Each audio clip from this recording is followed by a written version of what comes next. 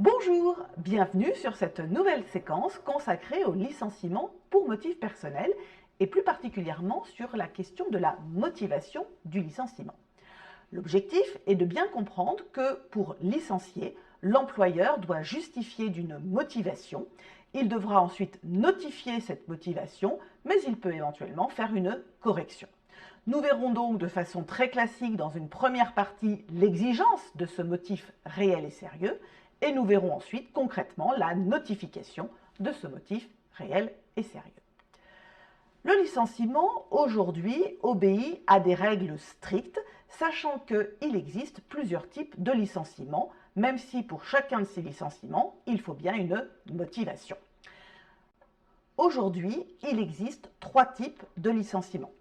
D'une part, le licenciement pour motif personnel, c'est-à-dire inhérent à la personne du salarié. D'autre part, le motif économique.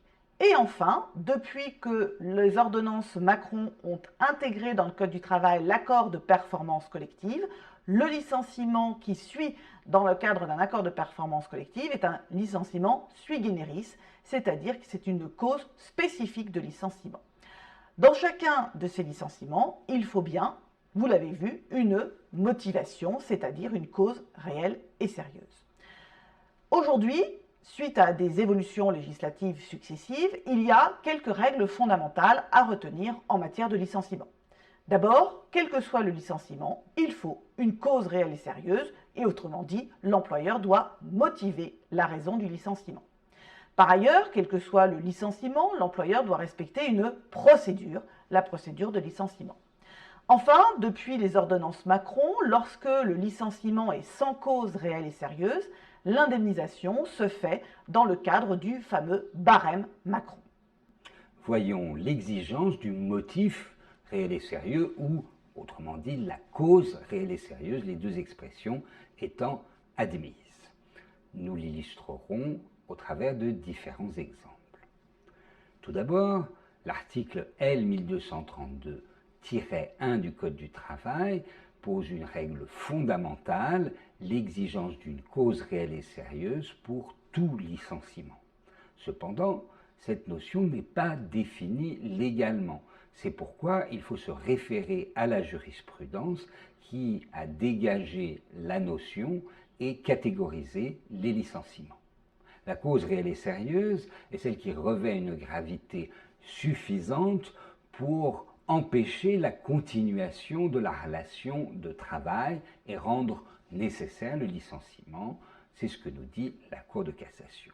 Elle précise également que cette cause doit être réelle, exister et être exacte. Enfin, elle doit être fondée sur des éléments tangibles, objectifs, vérifiables par le juge. Voyons quelques exemples de motifs personnels. Tout d'abord, les motifs non disciplinaires. Commençons par l'état de santé. Un employeur peut-il licencier un salarié au motif qu'il est malade? Le principe, il est posé par l'article 1132-1, le fameux texte général sur les discriminations. L'état de santé est un motif discriminatoire. Autrement dit, fonder un licenciement sur le fait que le salarié est malade est discriminatoire. À ce titre, le licenciement est nul. Il est interdit de licencier un salarié parce qu'il est malade. En revanche, le licenciement pour les conséquences de la maladie, lui, il est possible. Regardons ce que dit la jurisprudence dans son détail.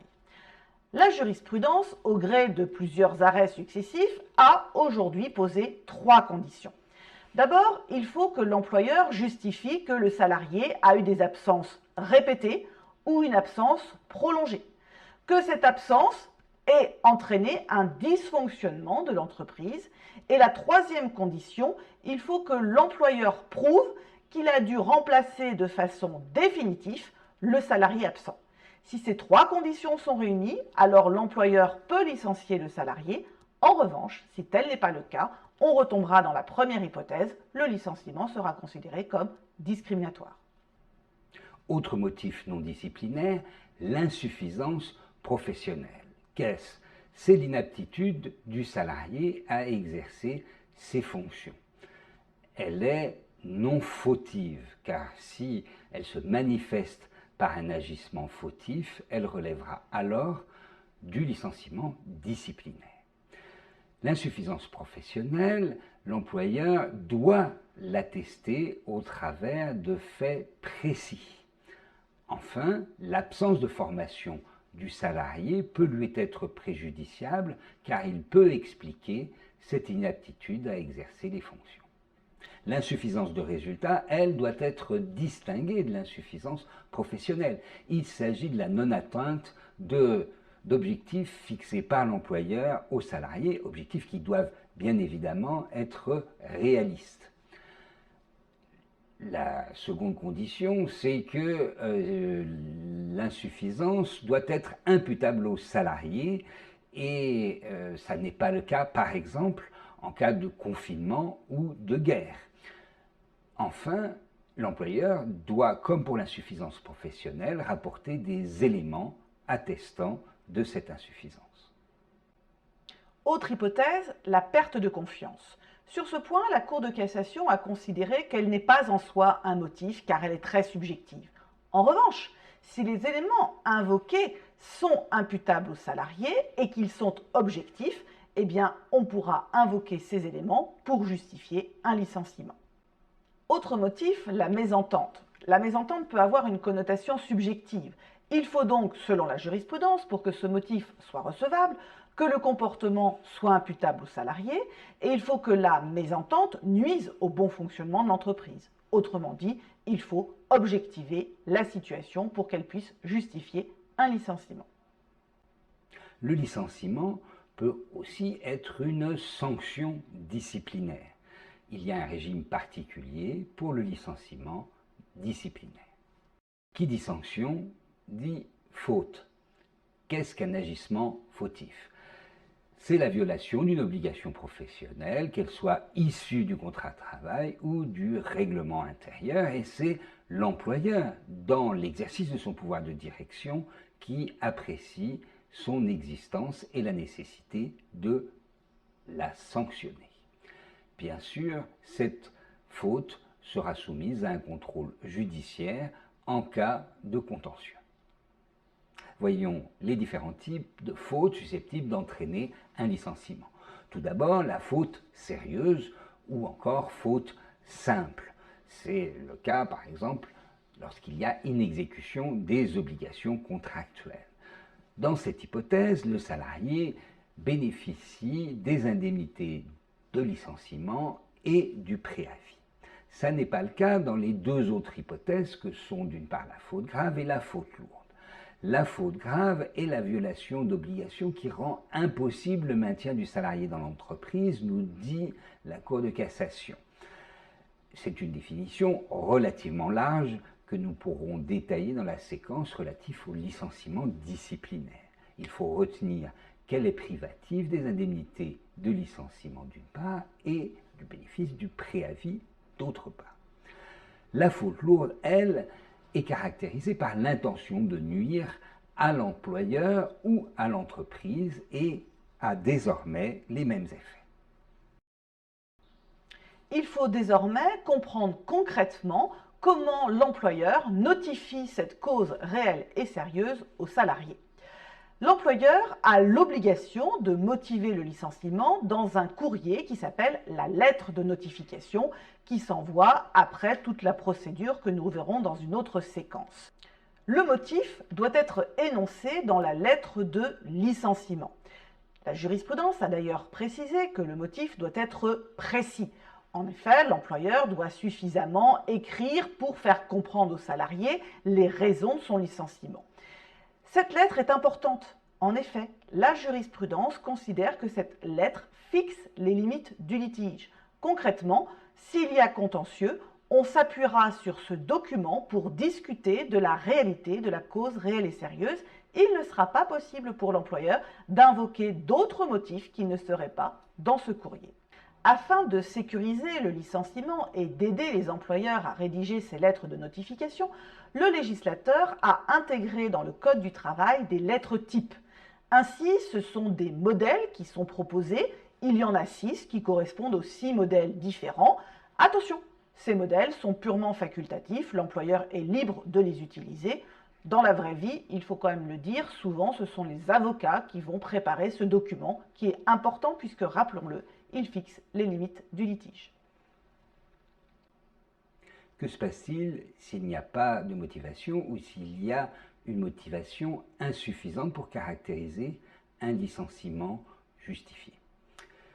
L'insuffisance de motivation, et c'est nouveau, c'est issu des ordonnances Macron, ne prive pas le licenciement de causes réelles et sérieuses, sauf si une demande de précision du salarié est restée sans réponse.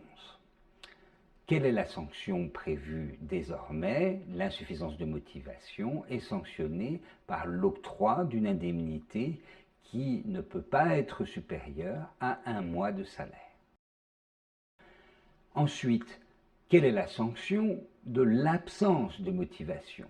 Bien évidemment, le salarié va saisir le conseil des prud'hommes et rechercher la condamnation de l'employeur pour que celui-ci puisse lui verser des indemnités de licenciement sans cause réelle et sérieuse. Par ailleurs, le juge pourra ordonner à l'employeur de rembourser à Pôle emploi des indemnités de chômage. Depuis les ordonnances Macron, le législateur a donné la possibilité à l'employeur de venir préciser le motif. Ainsi, on a pu dire que les ordonnances ont consacré à l'employeur un certain droit à l'erreur. En effet, deux hypothèses. Soit c'est l'employeur qui lui-même considère que les motifs ne sont peut-être pas assez précis et va apporter des précisions postérieures à sa lettre de notification, mais ça peut être également le salarié qui demande à l'employeur de faire des précisions sur le motif invoqué. Précisons cette procédure dite du droit à l'erreur. Eh bien, dans les 15 jours qui suivent la notification du licenciement, soit c'est l'employeur qui prend l'initiative de préciser les motifs, soit c'est le salarié qui demande à l'employeur ces précisions. Dans cette hypothèse-là, l'employeur alors a 15 jours pour apporter des précisions. Soit il donne des précisions supplémentaires, soit il peut aussi tout à fait dire que tout a été dit dans la première lettre. En tout cas, il faut qu'il réponde car l'absence de réponse pourrait entraîner une sanction. Si les précisions ne sont pas apportées par l'employeur, eh bien, il va y avoir insuffisance de motivation et le licenciement sera abusif ou sans cause réelle et sérieuse.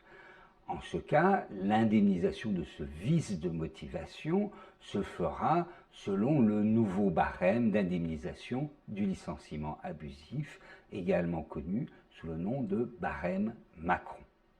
Que retenir? Tout d'abord, il y a bien 3 types de licenciement. Le licenciement pour motif inhérent à la personne du salarié, pour motif économique ou dans le cadre d'un accord de performance collective, le licenciement sui generis. Ensuite, il faut bien distinguer la motivation qui est non disciplinaire de celle qui est disciplinaire. Enfin, il faut bien se rappeler que le motif doit être notifié, c'est une obligation substantielle, mais que l'employeur a la capacité et la possibilité de préciser sa motivation après avoir rédigé la lettre de notification. Merci pour votre attention.